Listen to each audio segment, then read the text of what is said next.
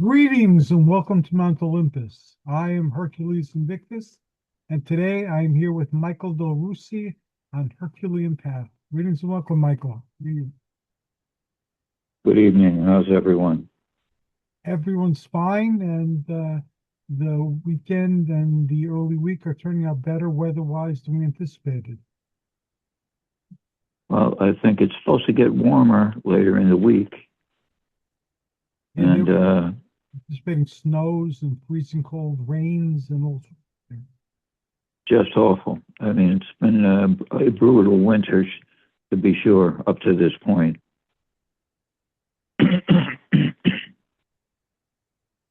I wanted to ask you, we didn't get a chance uh, yesterday, but I'd like to ask you a little bit more about your book on theurgy. Has that actually been released, or is that scheduled for release? No, it's been released in November. Oh, okay, all right. Basically, I have a podcast called Living Theurgy, and Mm-hmm. started nearly a decade ago. And Mm-hmm. it started out initially with a interview of certain theurgical authors, mostly by Llewellyn publications, and then it became a monthly conversation. So Mm-hmm. after 7 years of monthly conversation, we were discussing, hey, maybe this would make a good book because all of us were very committed to theurgy, but we had Mm-hmm. a different idea of how to practice theurgy. So maybe that would be what the book would be about, that Mm-hmm. different people practice certain things in different ways. So I wrote a Mm-hmm. piece for that called I Was a Teenage Theurgist, and talked about how I learned about theurgy in parochial school and from my own readings when I was a kid. And I just cobbled Mm-hmm. together my own system of theurgy based on what I knew. And my own system evolved over the years, and it works for me. So that's why I do it my way. And other people Mm-hmm. have other approaches, of course. And the book was released in November. So it's a pretty big step for me. Before then, I was published by small presses in over 20 paranormal Mm-hmm. anthologies by Tim Beckley's company and Tim Schwartz's company. But this is a Mm-hmm. major publisher, worldwide metaphysical publisher. So I'm very proud of that accomplishment, and I look forward to the Mm-hmm. future. Now this is Llewellyn. Llewellyn, yes. I remember back when, maybe 10, 15 years ago, Llewellyn used to send me this huge catalog. They had quite a bit of work under their mantle, if you will. And uh, once a month, once every 2 months, I used to receive this huge catalog. Yes. Uh, Those but guys. I think weren't they connected with Fate magazine at one time, or no? To be honest with you, I don't remember. But Yeah. I remember getting the catalog, and I remember being a big fan of Llewellyn books, and it was always a goal of mine to one day get published by Llewellyn. So even though I didn't write a whole book that got published by Llewellyn, I contributed to an Mm-hmm. anthology that was inspired by my podcast and came out with an anthology. So I'm pretty happy with that. Oh, that's great. Yeah, they were. I ordered some books by various authors. One of them was Ted. Let's see, I'm trying to remember his last name. He Andrews? used to write a Ted Andrews. Thank you. Yeah, he used to write about animal communication. Yes. He had one book out about which was very interesting. I think it was called the Cosmic Christ, which was dealt with the various mystery schools and what the possibility that Jesus had traveled to the east and learned some of the Buddhist techniques and included them in his own ministry, which I think at first I didn't know if that was possible, but further study now convinces me that it is it was very possible that he could have had many influences, that he would have reached that geographical point where he could very well have learned many of the meditation techniques and various healing techniques that came along with that time. So I think it's very possible. But yeah, he wrote, those are the two books that mostly captured my interest. And I don't know, I know he must have published other books as well, but Llewellyn offered quite a few of his publications, his writings at that time. I seem to remember his animal totem teachings, and I think I might still have one or two of those books somewhere in a box. Uh, Yeah, I haven't come across them in a very long time. but he was one of the, then I think John Keel, they carried some publications by him. So some of the great explorers of that time, I know they were publishing, they were putting out there for us to be available to us. Yeah, I don't remember if they had a John Keel editions that I came across. Other publishers Mhm. carried John Keel books that I had gathered. But I knew Mhm. John Keel. John Keel used to have a Fortean Society meeting in New York City, I believe monthly. And I used to attend the meeting, and I met Antonio Suneus, Stanton Friedman. I met Tim Beckley there. So I met a Mhm. lot of luminaries in those type of UFO books there. What I know he did he was doing a column for Fate magazine for quite a while. Uh, Yeah, I know that. he came up with a lot of things. I remember before the Men in Black became known, I used to sell a tape on the Men in Black, and I remember the Mothman and all of those uh, stories. My favorite book that John Keel wrote was called Disneyland of the Gods. I've never read that. Yeah, he shows how, and I believe this to be true, that there is some sort of informational thing, like a broken record player or a repeating Mhm. record player, that you could tap onto like this Theosophy channel.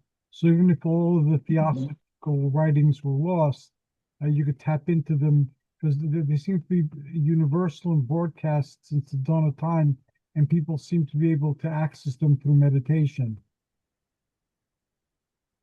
That's very interesting. Yeah, it is very interesting. Um, And again, as you go through life, especially when you're younger, you don't appreciate the fact that not everything's going to be there forever.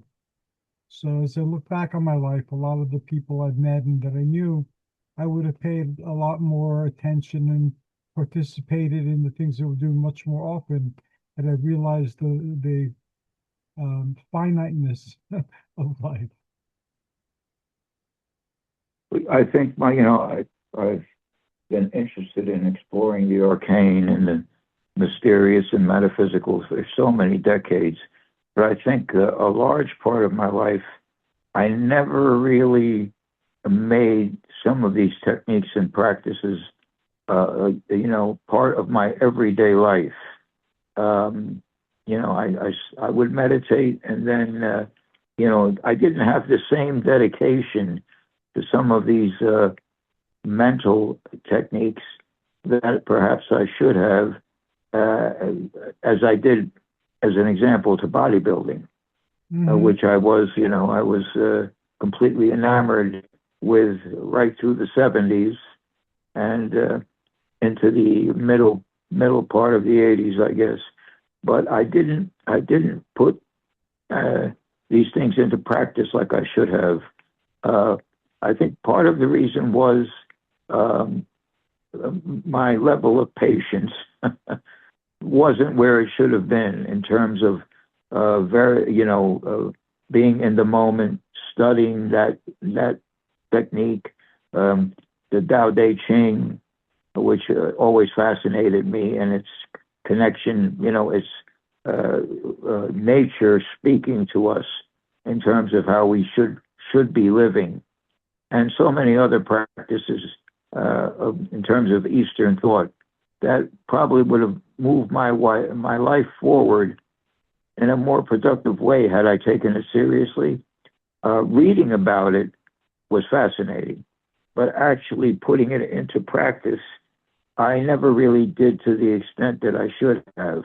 Of course, my prayer life has been very consistent for, I guess, 40 years now in terms of traditional uh, Christian prayer as I was taught, and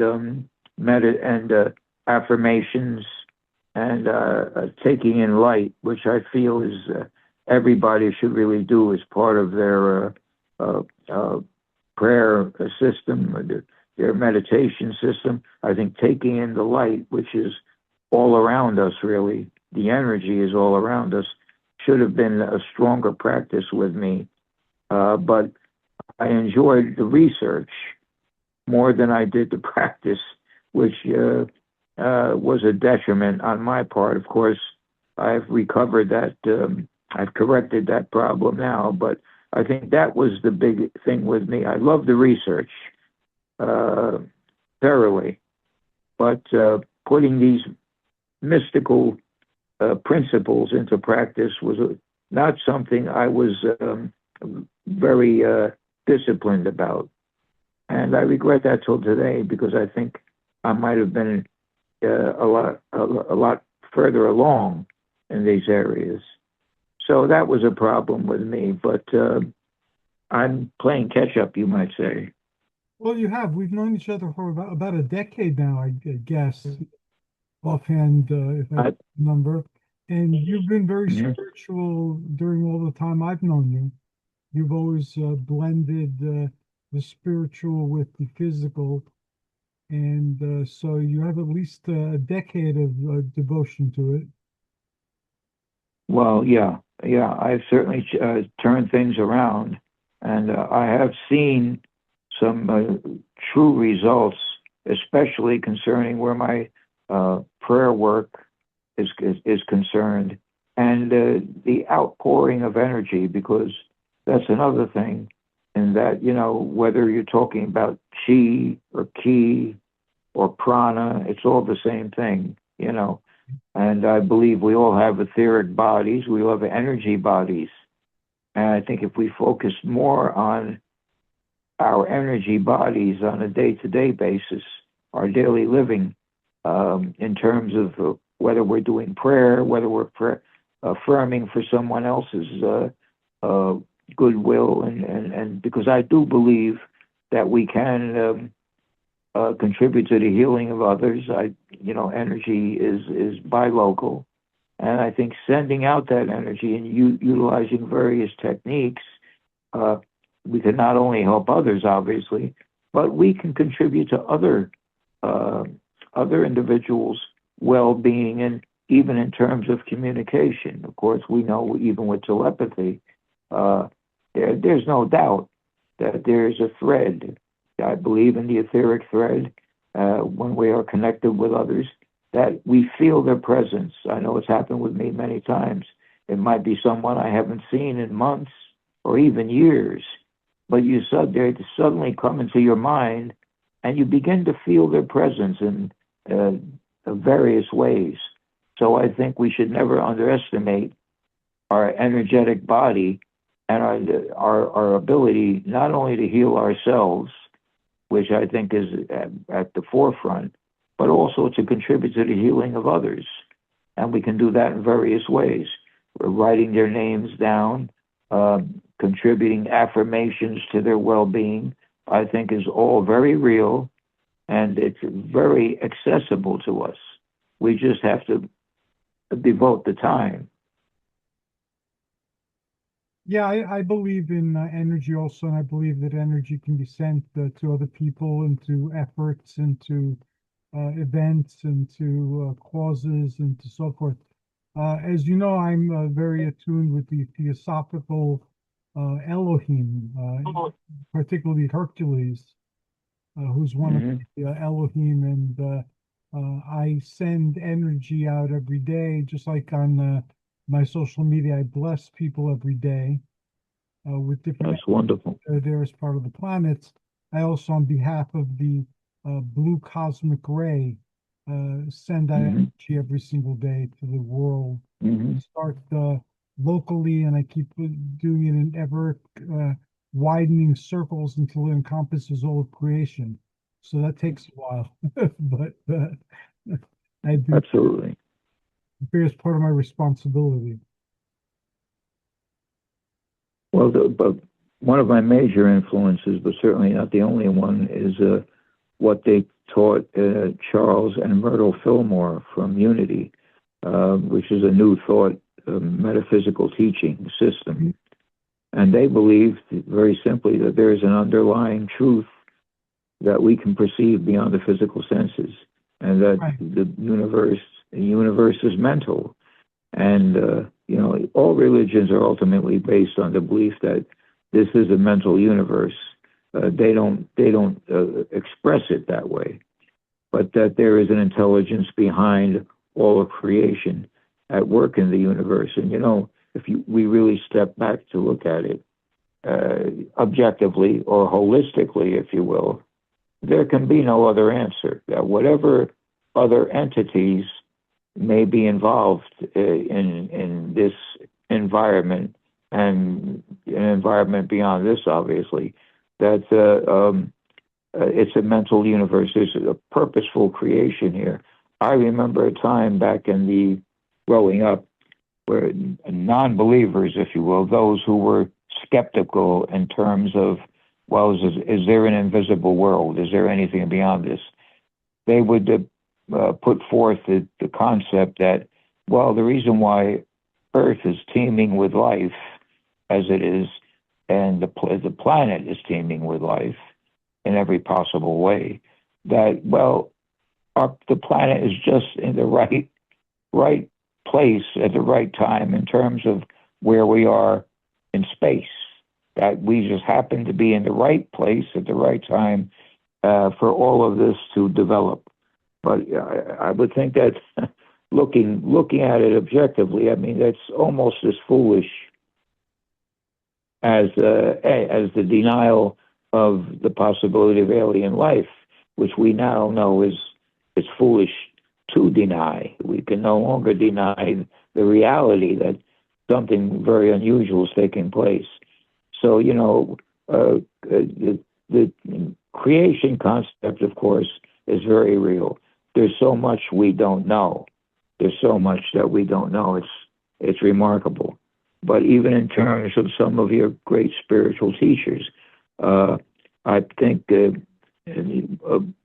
much of what how the Greeks saw Christ, and they, in fact, that was the term they came up with, and labeled him the Anointed One. Well, I think that's true, and I think Jesus came to teach us that we are multidimensional. He tried to share with us the knowledge that he wasn't the only one that was able to transcend dimensional life as we know it, or as we think we know it. And I think if you read over his teachings and his statements, most of all, that the kingdom of God is within, and we can access it. I think that's what most of the mystery schools try to share with us. The Essenes. I recently purchased a book by Dolores Cannon. Are you familiar with him or with her? Maybe. What did she write? Well, she recently wrote a book. Well, she has passed away now, so I recently purchased the book. But it's Jesus and the Essenes, and she was a metaphysical teacher, a metaphysical student, and she very much believed in the mystery schools and the books that were left out of the scripture as we know it, and why they were important, especially the Book of Thomas, which taught some amazing, shared some amazing information with us. But yeah, she was a great metaphysician, and I just purchased my first book from her. I haven't read it yet, about Jesus and his connection with the Essenes. So I am anxious to get into that. But it was teachers like her, as an example, which began to open eyes, just like Madame Blavatsky, and what she did with the Theosophical. Is the Theosophical group, as we have known it in the past, are they still functional? Yes, the Theosophical Society is still functional, and the spin-off group that tried to limit the amount of theosophical information and just stick with the founders, which is Mhm. United Lodge of Theosophists, they're still around too. I spoke with Mhm. both within the past few years, and I've interviewed people from like the Theosophical Society in Canada and other theosophical Mhm. that aren't that large, but they managed to focus on Blavatsky's work, or Alice Bailey's work, or William Mhm. Quanch's work, or A.P. Sinnett's work, or any one of the early theosophical writers. Alice Bailey was another great teacher. I had a couple of books by her, but she wrote many volumes Yes, she of did. her experiences. And I know they used to have a radio program for a while on her teachings on WR radio, as a matter of fact. During the 90s, I used to listen to them on Saturday afternoons, and they would offer her volumes for purchase. I don't know if I know they're not on any longer, but I'm sure her group still exists. They're the one of the groups that popularized Hercules' solar initiation through the schoolroom of the Zodiac. And that book is still in print, I believe, because I've seen it. And Mhm. the Lucis Trust, which is a foundation that preserves the writings of Alice Bailey. Every time the zodiac sign changes, they have a ceremony of sorts that focuses on one of the labors of Hercules that corresponds with the zodiac sign that we've entered. Yeah, that's exactly, you just brought back some memories. That was the name of the group, the Lucis Trust, yeah. And they had a regular program on WR radio. I used to listen to them faithfully every Saturday. And they would always end their program with a universal blessing to Yes. all people of all religions, which I love that. I just love the all-encompassing vision that they had. But she was an excellent teacher as well, and I loved hearing about her experiences, her insights, and what have you. She was a great teacher. Yes, and Blavatsky wrote lots of things. She had a magazine also, but she wrote Isis Unveiled and The Secret Doctrine and The Key to Theosophy. Those were her major works Hmm. that redefined metaphysics for the West and gave Hmm. to the New Age. Hmm. Well, that's what One of my influence are Paramahansa Yogananda and his group, and his writings are just so inspirational. And I have a number of his books, and his original goal was to show the commonality between Christianity and Eastern thought. That was his. I would read his biography, and that was his goal here in the West, to show the commonality between the two, and both I mean the teachings of Jesus in the Gospel and even some Old Testament scripture. And he did a fabulous job. But I think he opened some minds as well as some hearts by some of his writings. Um, I have one book, How to Be Happy All the Time, which is really incredible. He knew how to lift up the spirit. And he talked about a variety of things, self-control, discipline, but in a way in which didn't frighten you away, but instead attracted you to want to access further his wisdom. So, he said he talked about a lot when Jesus, some of Jesus' quotations, like Neville Goddard did the same thing. He taught from a metaphysical perspective as far as mystical Christianity. And I think he did a tremendous job of it, because even in the metaphysical field, the occult community, many do, some don't, tend to push scripture as we know it aside.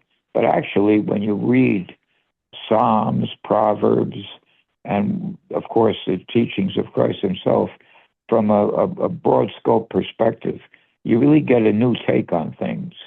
It's not about denominations, it's not about rules and regulations.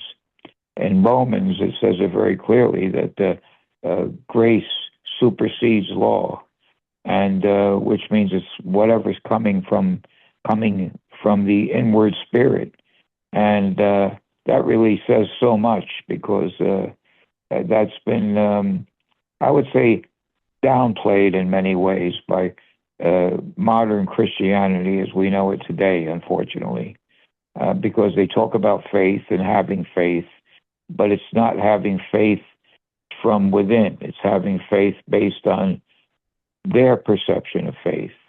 And that's, unfortunately, that's cheating a lot of believers out of what their own capability, if you will, and what universal mind has really provided us with.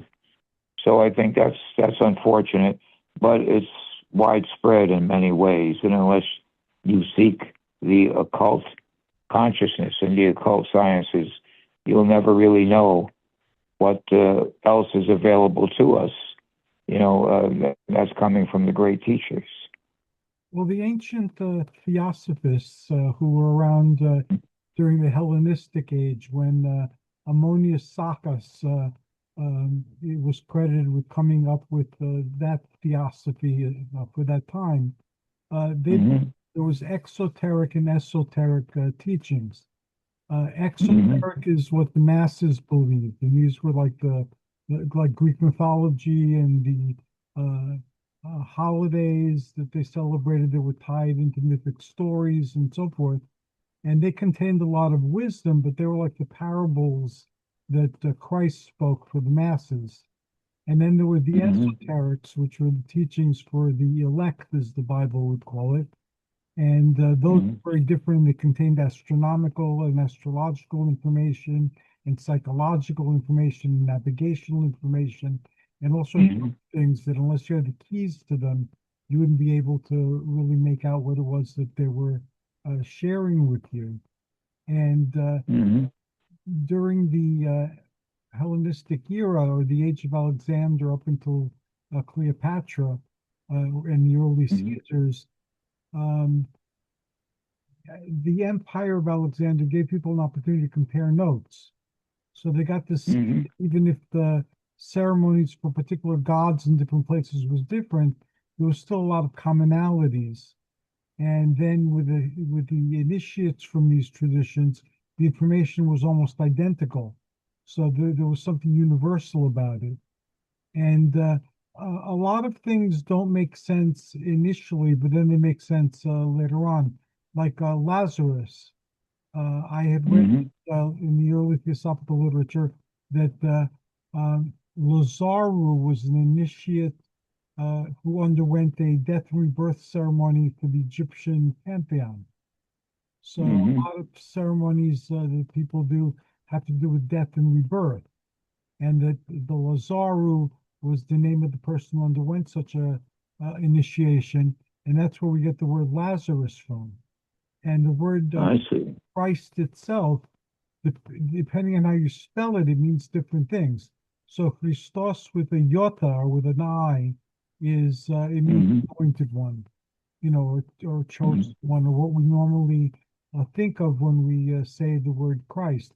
But if you spell it with an EI or an epsilon iota, it meant an oracle, like a fortune teller or like the Oracle of Delphi. And if you Hmm. spelled it with an eta, which looks like an H almost, that's the same sound, Christos, but then it means a good person, a good citizen. So that would be analogous to Hmm. somebody being like an elk or a Rotarian or a Mason or a Knight of Columbus or something. And there are a lot of cemeteries in the early centuries of Christianity in Greece that show that people were Christ. So it'd be like Bob Christ, Emma Christ, the Hmm. Greek names, which meant that they were pillars of the community. So because Paul was speaking, he wasn't publishing pamphlets and distributing pamphlets, he was talking to people. The Hmm. interpretation of what he was talking about were different according to how you internally spell the word Christ inside your head. And Right. there was a belief, and this belief was active when I was young because I heard it from a lot of different mouths in Greece, that Hmm.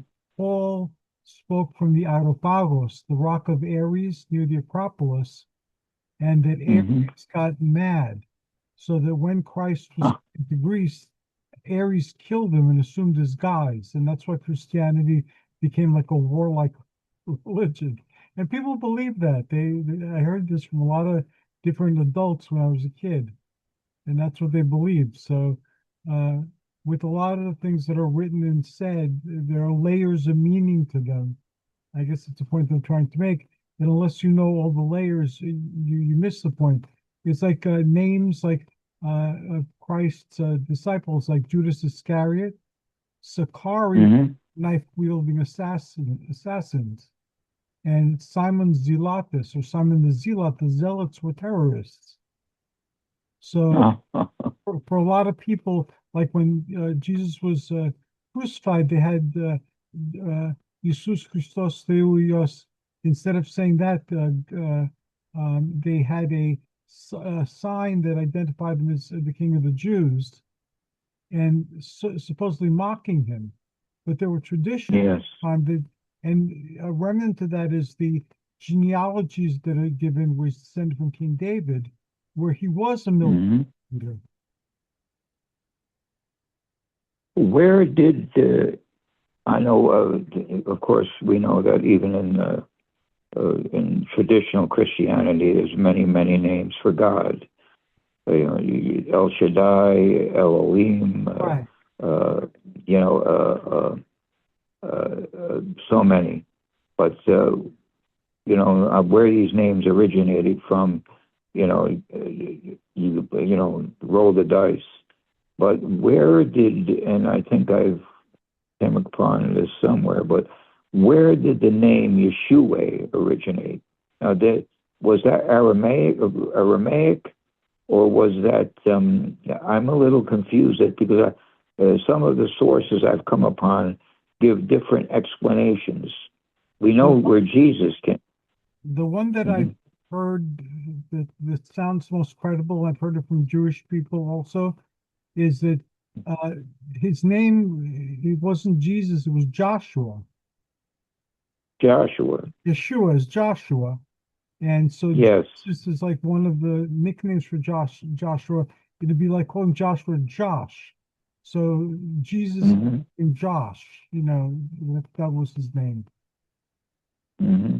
So Yeah, because of I've heard other yeah. explanations too. I don't remember them offhand, but there are plenty of explanations. It's like with Hercules, where a lot of my spirituality is focused. If you look at the Greek, Hmm. it's Hera hated him and tried to drive him insane. And he committed a lot of atrocities while he was undergoing his bouts of madness and so on and so forth. If you look at the Etruscans, who were in Magna Graecia, which means the greater, Hmm. which for a while included southern Italy and the area of Tuscany. Hera was Hmm. his mother, just like in the Disney film, and she had nothing against him. She wasn't trying to destroy him, and he didn't live among mortals initially as a human, and he didn't have to win back his seat on Olympus because he never left Olympus. other than to come here and adventure on the earth. And he was married to Athena, and Ares was their son. So these Okay. stories have a lot of different variations, and it's like with Hercules and the Amazons. If you look at the Hmm. story in some places, they agreed for the Amazons to give them the girdle of Ares, and everything was fine until either their people or Hera in disguise panicked. And then in other versions of the tale, it went disastrously, and either the Greeks or the Amazons or both of them acted atrociously from the beginning. So these are stories, and again, who knows what the actual truth is of these stories, but you have them, so you try to make whatever use of them as they can and gain whatever insights as you can. But Is it true that Hera was Zeus's sister? yes, she was his sister and his wife. The story is they were the new generation of gods. The Greek Hmm. mythology is generational. So initially you have like the gods were very abstract, like love, Hmm. darkness, and things like that. And then Hmm. you have the primordial gods after that. Hmm. They're still pretty abstract. And then you have the Hmm. Titans, and the Titans start taking on form. And then from the Titans, you have the Olympians, and then the next generation of gods. And they're very much like us, except they're like superheroes instead of being regular mortals. And then we're the mortals, we come after that. But Hmm. the story with Zeus and Hera is that they were both children of Kronos and Rhea. And Kronos, there was a prophecy that his children would overthrow him, so he decided to swallow his children when they were born. Huh. They I lived, remember that. and they wouldn't Hmm. kill him if he swallowed them all. And his brothers and sisters were swallowed, but then Rhea hid him in a cave in Crete. And Hmm. guess who one of his guards was in Crete? I don't know. Hercules. So his son was actually his guard in some myths. So Hercules was I didn't. one of I the didn't know that. that wore the armor and had shields and the spears. They would bang on the spears to make noise whenever baby Zeus would cry, so the Kronos couldn't hear him. And so Zeus went to the mountain. Some say it was Olympus, some say it was another nearby mountain where the Titans had their palaces. He Hmm. had a job as like a cupbearer, and he got Hmm. put herbs in there that made his father throw up. And his father, Kronos, Oh. grew up with all his brothers and sisters. So they had grown up in in the insides of Kronos. So Zeus took them away and they fled, and they started a rebellion, and they eventually overthrew their father. But I Kronos, was going to ask you what eventually happened became of Kronos at that point. again, depends on who you read. Kronos, in some of the better accounts, is given Elysium, or one of the Elysiums, to be king over. And Hmm. in truth, a lot of the ancient writings say that the Golden Age didn't happen during Zeus's reign. The Age of Silver Hmm. started with Zeus, but the Golden Age happened during the reign of Kronos. I was always fascinated before Zeus, uh, where Kronos originated and what his fundamental history was. You've given me some detail to go on there, Yeah, but he was a very yeah. I'm sorry. Go ahead. no, he was very powerful, and uh, Kronos is like Father Time too, and he's uh, all sorts of systems and cycles and ceremonies and things like that all belong to Kronos. Kronos Hmm. defeated his father too. Kronos castrated his father. His father was Uranos, or Uranos, which it means a sky. And the Hmm. sky was very creative and fertile. So he kept the earth very pregnant. She kept producing all these offspring. So the earth got crowded with the creations of Cronus and not Kronos, Uranos and Ge, or Gaia, as she's Hmm. English. And Kronos castrated his father so he couldn't produce any more offspring and choked the earth with life. Oh my goodness. I've always wanted to learn, get deeper into the history of Kronos before moving on to the gods as I had known them, later on during the time of Zeus, like, Apollo, Dionysus, Poseidon, and some of the others. But the reign of Kronos always interested me to a certain extent, probably because a lot of information on him was simply not available to me. Yeah, the Olympian era is the most. The Age of the Titans has the next the most, and again the primordials and the before the primordials, the abstraction.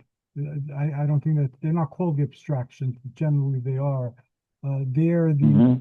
the history gets kind of fuzzy, and also in Greek mythology too. There because there are different stories. The parentage changes and family ties change, and like I said, Hmm. Hercules protected his father when his father was a baby. You get all sorts of anomalies like that in mythology. Hmm. But Well, go ahead. I'm always ready to learn more about this. Another aspect of this, what was called chaos in Greek mythology? The what was the symbolism of chaos?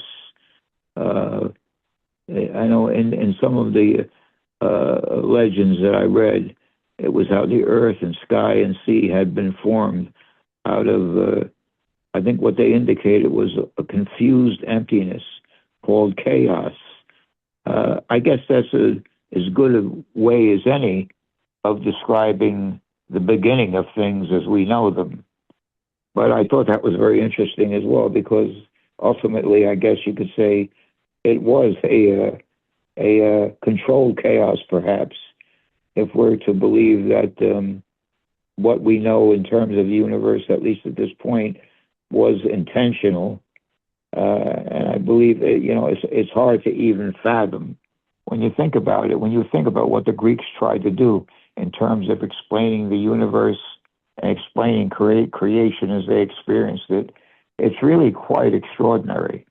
When you think of the gods and how each one behaved and what their destinies might have been, it's really quite remarkable in their efforts to explain what are we, where are we, what is our meaning here. It's really amazing when you think about it, when you get into the depths of what the Greeks tried to teach us through their mythology. Yeah, the chaos was kind of like undifferentiated potential. So I see. everything was a jumble. Nothing was organized in a way we'd recognize it. So there was, in a sense, nothing that we'd recognize there, but the potential for all things were there. And Hmm. structures arose from chaos, and those structures became the abstractions. In Gnosticism, Hmm. sometimes it's compared to the pleroma, which is also chaotic, but it's the word means the fullness. So Hmm. there's no lack in the fullness because everything's potentially there. So it's the potential Hmm. of all things from which all things arise, but it still remains, again, the potential, but unexpressed. Unformed life, if you will. Yeah, unmanifest. Yeah, basically Right. there's neither light nor darkness. There's Hmm. not the polarities to each other. There's the potential for light, the potential for darkness, and the same thing with the plasma. Hmm. It's like nothing is there, but everything is there at the same time. Well, in a way, it's very similar to what we've been exposed to in terms of conventional science, because we talk about the Big Bang theory, Right. and what happened, what happened once that event supposedly took place, and the universe spread out infinitely. Um, I don't know, I don't know, in retrospect, for my own personal opinion, I don't know how much I buy that theory of how creation as we know it began. But I guess right now it's as good as anything. What I find fascinating is how Greek mythology, through layers and layers of just exciting concepts and expanding our personal knowledge, as well as our knowledge of the environment around us, goes to great lengths to explain so many of our own experiences and the experiences that we fantasize about. I think it's extraordinary. There's so much depth there in terms of the Greek gods as we know them individually, and the picture as a whole. So I find that amazing. And the bottom line for me personally is I think Christianity as we know it today has borrowed so much from the Greeks. And if you want to step back and really look at things, it's just extraordinary. And of course, with the birth of the Roman the church in Rome, things changed quite a bit, and we will really never know, all that perhaps we should know in terms of what Christianity brought us. But we know that a lot of it was borrowed from Greek culture and Greek mythology. So the Greeks went to great lengths to try to explain what we are and why we're here. And I think at that point, uh, wherever Christ fit into that picture, Christianity was eventually born, but was actually born many, many years, decades after Christ left us. I mean, the word Christianity, the term Christianity, was never used. I mean, most feel it was an invention uh, by Paul. Paul really carried the ball from there. So it's a very interesting history, to say the least. But I think personally, the source of life, the source of what we are, who we are, how we've developed, came from the Greek culture and Greek mythology as we know it. I think inwardly the gods speak to us, because I know, even going to school, even those who showed no overt interest were completely captivated by the Greek history, the Greek mythology, and everything it brought to us, even as far as the great philosophers of that time.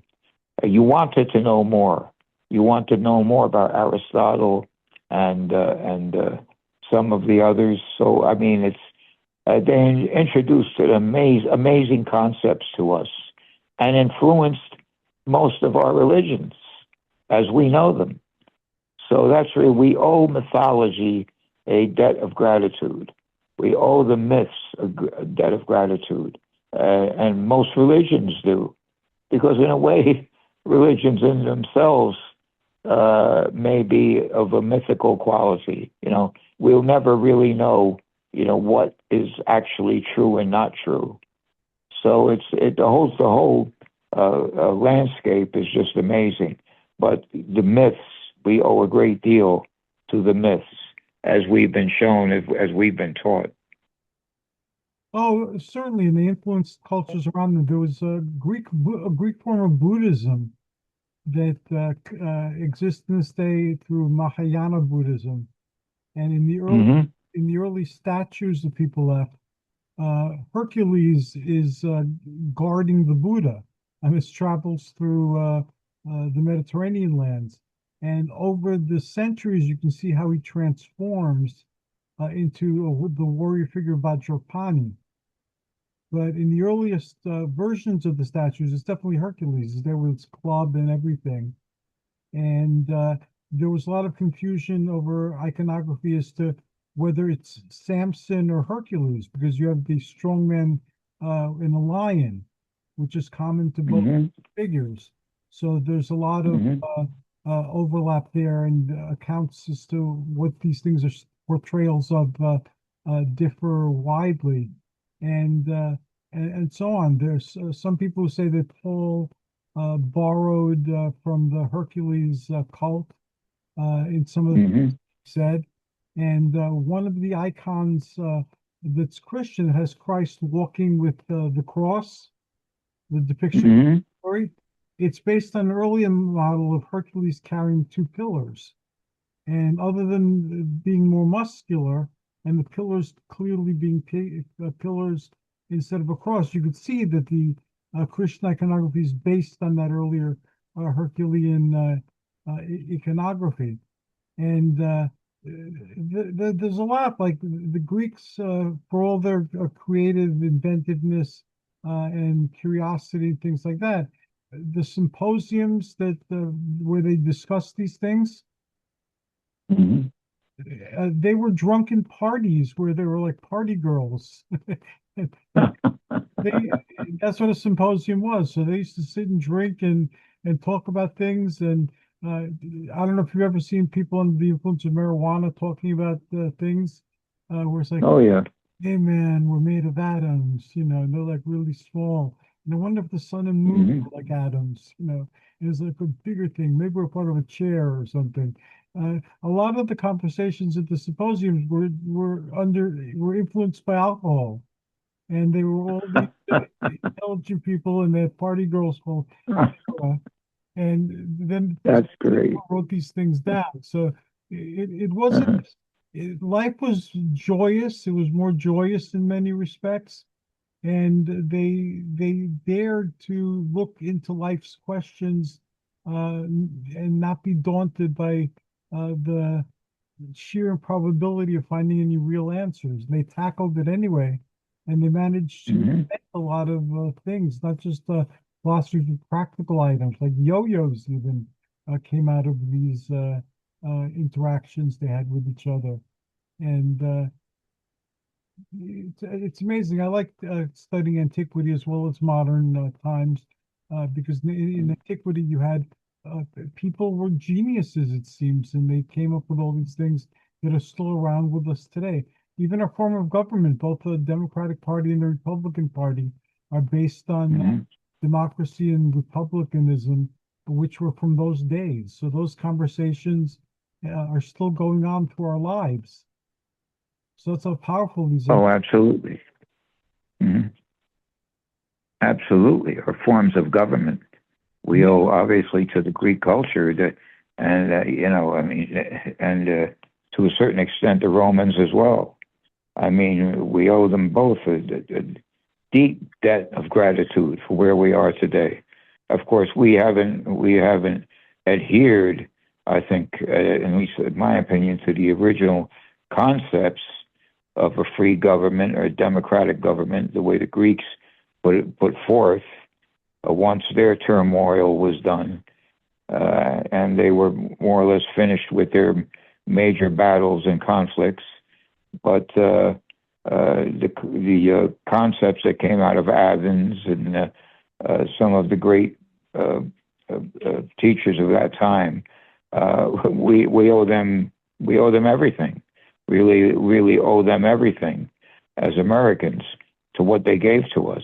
And I just wish instead of the fighting and conflicts that we're experiencing here presently, we should focus on the glorious gift that was given us by the ancients. Uh, and it's just a shame that that isn't more prevalent even in our educational system. Yeah, it is a shame. The ancients weren't perfect. Like even in Greece with democracy, there was slavery, and women did not Hmm. have equal rights, and only landowners who were citizens could vote. So not much has changed since antiquity in some ways. So No. I think our responsibility would have been to take what the ancients learned and learn from it, so we don't have to learn the same harsh lessons over again. But instead, it seems we're doomed to repeat the failures of antiquity rather than building upon their successes and to learn hard lessons the hard way. Well, that's very true, and it's but what they did, what they made it, as you were describing earlier, they made the exploration of the human consciousness and even human frailties. They made it joyous, and I think they did that in many ways through the words, actions, and adventures of the gods. They made it in many ways a joyous adventure. Oh, yes, there were experiences of pain and betrayal and what have you, but all of it, in retrospect, was a joyous experience. You consumed the wine of Dionysus as an example. But I think it was all enlightening in so many ways at that time. You know, it was a joyous adventure to define creation, and that's what the Greek myths did, trying to define creation as they experienced it, and what it might be, what it might hold in the future. And I think nobody did it better than the Olympians at that time, and eventually creating what we know as the Olympian path. What we can do now in present days to look back on the enlightenment that they tried to give to us, and take the ball, as you said, and run with it and make things better. Unfortunately, that's not exactly what's happening at the present time, but I think that's what they had intended, to give the gold of the gods to us, and we are to take it from there if possible. But that's what they struggled to achieve, to find the gold in human behavior and this adventure, at least in this dimension. I truly believe that one of the main teachings of the Christ was to teach us that he was multidimensional, and we also have the ability to seek multi-dimensional experiences. Right. You know, in Scripture, it talks about a second and a third heaven, if you will. But I think, you know, that was Scripture's way of showing us taking that further. What we're really talking about is this is a multi-dimensional existence, and we can achieve that travel. The veil is thin. The veil, I believe, is very thin between this dimension and other dimensions, and all we have to do is seek it out. We have the ability to do that. The question is, will we do it? And I think that's the adventure that awaits us, individually and collectively. I agree with you, and I wish we had more time tonight so we can continue this particular conversation, but we will. We'll have other shows and we'll talk about that. Dreaming is a good way to start because every night you have dreams. You have more than one. I've counted as many as like 9, 10 dreams during the course of a night. And there you find yourself in other worlds, being another person, being with other people, doing other things. And sometimes the world is very similar to the world we live in while we're awake. Sometimes it's very different.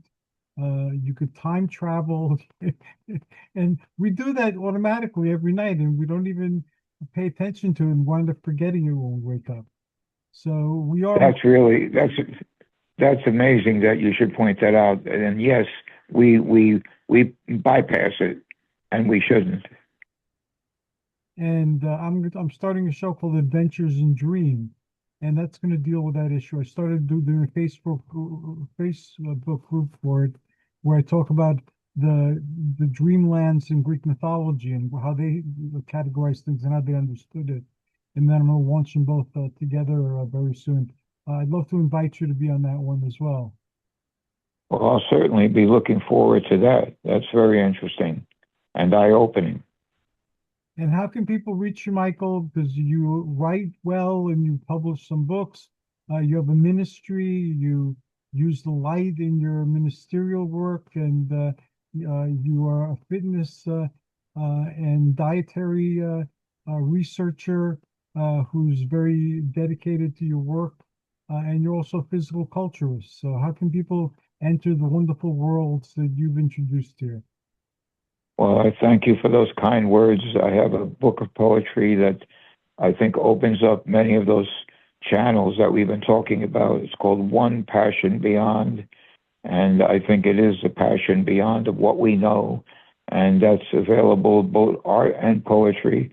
Everything is in there. I touch about the afterlife, UFOs, and our traditional romantic experiences. The bottom line is everything is in there, and it's available for $10 per copy to Michael Del Russi, Box 135, Hazel Street, Apartment 7E in Clifton, New Jersey, and the zip is 07011. I also have an energetic prayer work that I do on a daily basis. I lay my hands on a prayer list and apply light and energy to what I'm doing, and send your prayer requests by all means to Michael Del Russi, the same address. Handwritten prayer requests are preferable, and I will pray and send energy, healing light, and I will promise everyone I will write you back and continue the prayers. Thank you very much. And I'll just add one more factoid to our conversation before we close. In the Homeric hymns, and these are hymns attributed to Homer, who gave us the Iliad and the Odyssey. It talks about Ares flying his chariot through the firmaments. So the idea is Really? very old. Yes, it's not a newfangled That's thing. that's wonderful. That's wonderful.